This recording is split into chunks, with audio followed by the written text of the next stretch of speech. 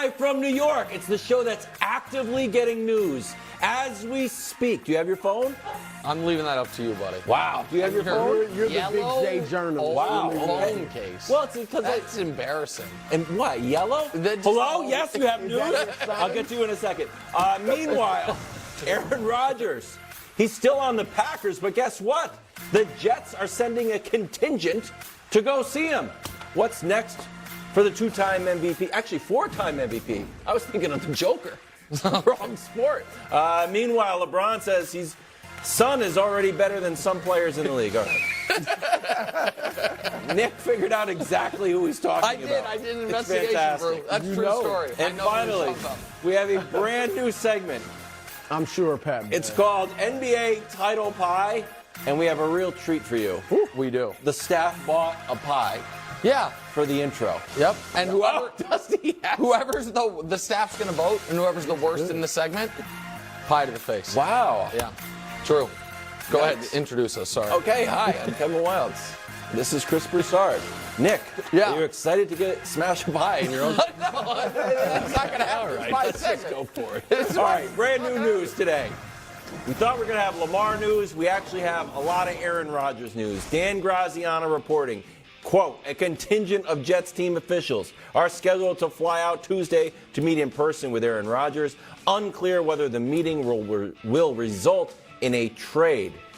Nick, lots to digest there. Yeah. Would a trade to the Jets make the Jets a contender? A Super Bowl contender, no. I would expect them to be in the mix for the playoffs and nothing more. When I look at the AFC, I feel like you can say with supreme confidence, the Chiefs and the Bengals, it would take a disaster for them to not be in the postseason. I've got the...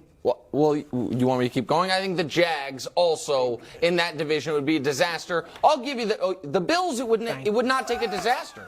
Not in that division if Aaron Rodgers goes there. And with the Dolphins, we'll see what Tua's health status is. But here's where I would have the AFC stack up if Rodgers went to the Jets. Now, this is not an enterprise done by the committee. There's just an AFC hierarchy with, I think, those top three teams. For the Jags, more about the division. For the Chiefs and Bengals, more about their overall talent.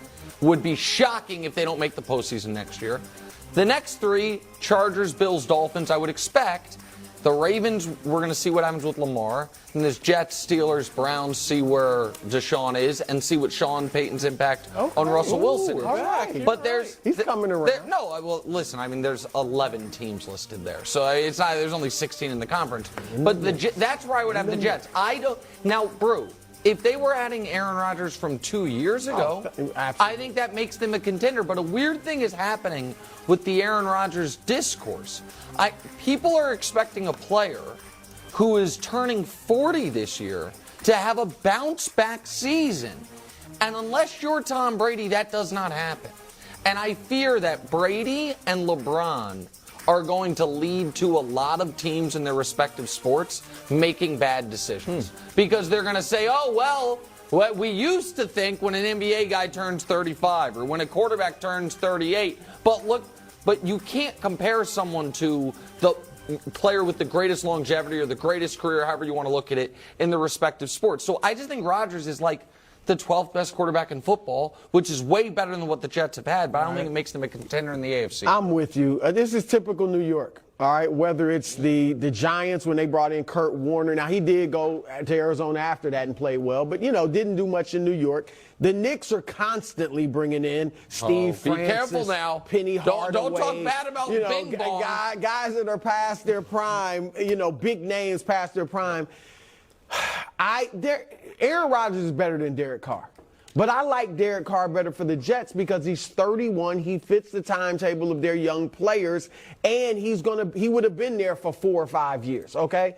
Now, to your point, Nick, he's not turning back the clock, all right? He turned it back a couple of years ago after he had 2 kind of mediocre seasons by his standards, then had the 2 MVP years. He was 36, 37 to your point. He'll turn 40 in December. We saw him last year have the worst season of his career. Kind of hurt, though. Don't you give him that? No, not to give him. No, I'm not giving him any of that. I'm sorry. And when he was. And you know, I picked him. I thought he was going to do something last year. And when the rubber hit the road against Detroit and they had a chance to make the playoffs, he couldn't deliver. So I'm with Nick. There'll be a playoff contender, but nothing more. And look, Kansas City and the Chargers probably making it. AFC South's going to have one team. Maybe it's the Jags. Definitely. AFC North, I think, will have two teams probably. We'll see what happens with Lamar, but Cincinnati and somebody else. And the AFC and Buffalo, hard. I think, will be in. And if Tua is healthy in Miami, then they make it they're going to contend for that 7th or 6th spot. The point that I would make is this.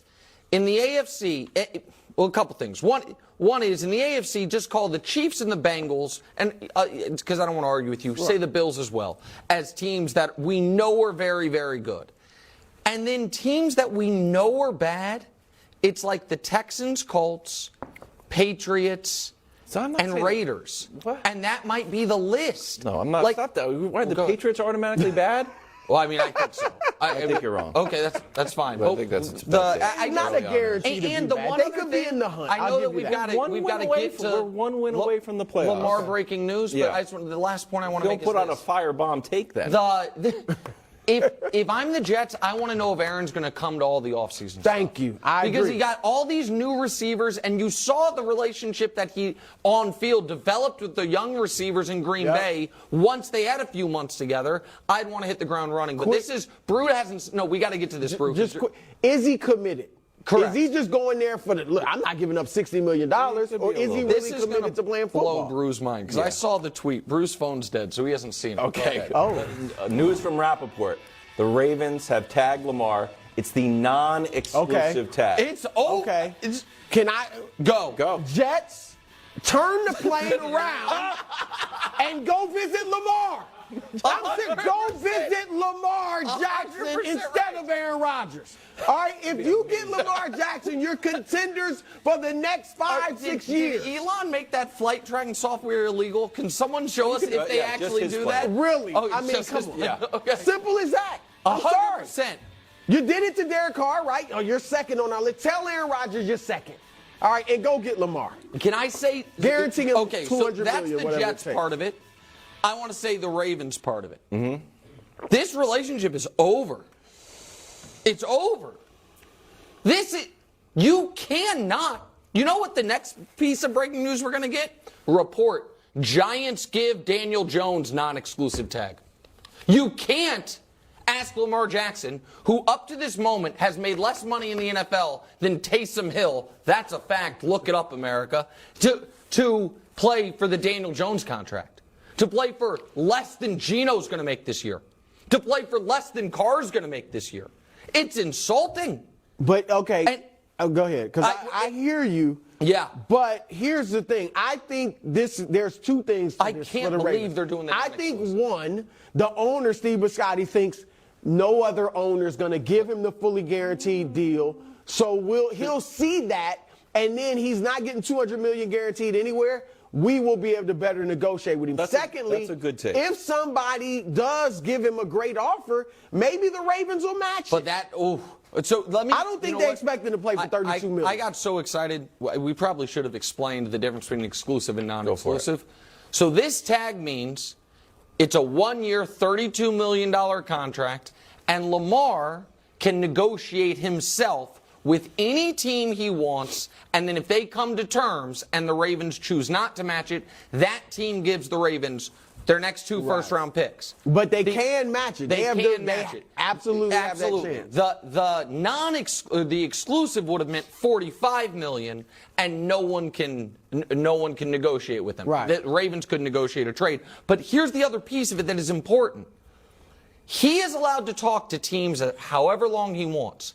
He has until week 10 to sign this thing. Now, I wouldn't get the full $32 million because it's broken up over the course of the weeks.